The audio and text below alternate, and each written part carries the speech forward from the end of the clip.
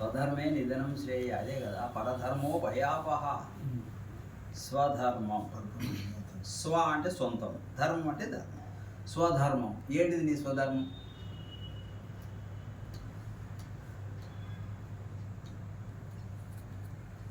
స్వధర్మం అనగానే జనరల్గా ఏమనుకుంటారు అంటే వాళ్ళ వాళ్ళ వర్ణాలకు సంబంధించిన ధర్మాలు ఉంటాయి చూడు, అవే అనుకుంటారు. చెప్పులు కుట్టేవాడు ఉన్నాడు, వాళ్ళ ధర్మం ఏంది? చెప్పులే కుట్టాలన్నా. మన కొడుకు వాడి కొడుకు చదువుకొని కలెక్టర్ అయితే కూడా చెప్పుల డబ్బా పెట్టుకొని కుక్కడో కూర్చోవాలి, అదేనా? మరి ఏంది స్వధర్మం? స్వధర్మం అంటే శరీరానికి సంబంధించింది కాదు, శరీరము లోపల ఉన్న చూడు దానికి సంబంధించిన ధర్మం స్వధర్మం. స్వధర్మే నిధనం శ్రేయ. నీ లోపల దానికి సంబంధించిన ధర్మం ఏదైతే ఉందో అది నీకు శ్రేయస్సు కలిగిస్తుంది. పరధర్మో భయాపహ. పరధర్మము అంటే శరీరానికి సంబంధించిన ధర్మాలన్నీ పరధర్మాలు. ఏడిపోయిన చూడు. ఇప్పుడు స్వధర్మం పరధర్మం అంటే మనమేమనుకుంటున్నాం, ఆ వర్ణానికి ఆ కులానికి సంబంధించి క్షత్రియుడు క్షత్రియ ధర్మం, వైశ్యుడు వైశ్య ధర్మం, బ్రాహ్మణుడు బ్రాహ్మణ, ఇది అనుకుంటున్నాయేమో. స్వధర్మం నీ శరీరం కాదు, శరీరాన్ని నడిపిస్తున్నది కదా ఒకటి, అది స్వరూపం అంటే ఏది? బయటిదా లోపలిది? బయటిదేమో రూపం, లోపలిది స్వరూపం. స్వరూపం ఏదైతే ఉందో అది స్వధర్మం. స్వధర్మం నిధనం శ్రేయ.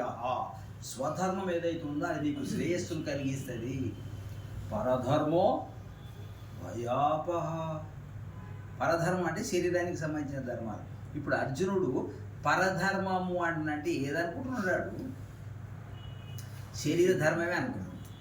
స్వధర్మం అంటే శరీర ధర్మమే అనుకొని నేను ఇవి చేయను నేను అవి చేయను అనుకున్నాను. సాధారణంగా మనం స్టేజీల మీద అక్కడక్కడ చెప్తుంటారు, కులం లేదు ఏం లేదు అంతా ఉంటుంది అని మాట్లాడరా అని మాట్లాడతారు. కానీ ఆచరణకు వస్తే అబ్బో ఆచరణకు వచ్చేసరికి అవి ఎక్కడ దగ్గరనే ఉంటాయి. అది బట్టి మాట్లాడడానికి అవన్నీ. సో బయటివి ధర్మాలు కావు, లోపల ఉన్నదే ధర్మము అనే మాట చాలా ఎక్సలెంట్ అయినటువంటి శ్లోకం. ఈ ఒక్క శ్లోకం మోటివేషనల్ క్లాసెస్ ఉంటాయి, దాంట్లో చెప్తారు దాని గురించి. కాకపోతే ఇంకో తీరే మారుస్తాం. ఈ మధ్యకాలంలో అక్కడక్కడ పర్సనాలిటీ డెవలప్మెంట్స్ అవన్నీ పెడుతుంటారు, మోటివేషనల్ క్లాసులని. చాలా చాలా డబ్బులు తీసుకొని చేస్తుంటారు. ఏమి పనికిరావు అవన్నీ.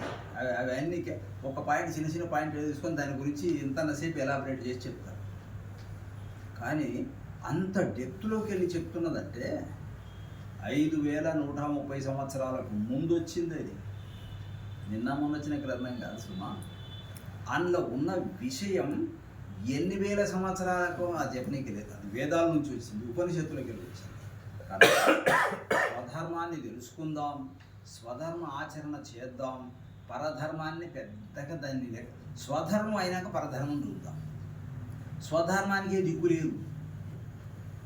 నేను ఆయనకు హెల్ప్ చేయడానికి పోయిన స్వామి, ఏం హెల్ప్ చేయడానికి పోతున్నాను ఆయనకు? నీకు దిక్కు దేశ ఏమి లేకుండా అయినా ఆయనకేం హెల్ప్ చేస్తావు నీవు?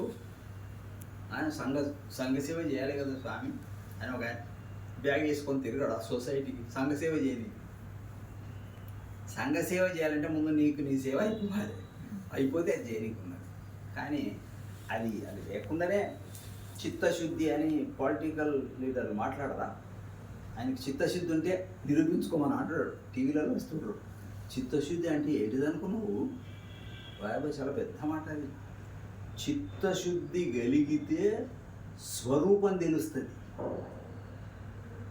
టీవీలలో న్యూస్లలో వస్తుంటాయి. ఆయనకు చిత్తశుద్ధి కలిగితే నిరూపించుకోమాను, లేదు ఆయనకి చిత్తశుద్ధి ఉంటే బహిరంగ చర్చకు రమ్మాను అంటుంటారు. అది వాడవలసిన పదం, అది వాడేస్తున్నారు అట్లా. సరే, ఈ పూటకి ఇంత చాలు, సమయం అయింది కనుక మీరు అడగవలసింది ఏమన్నా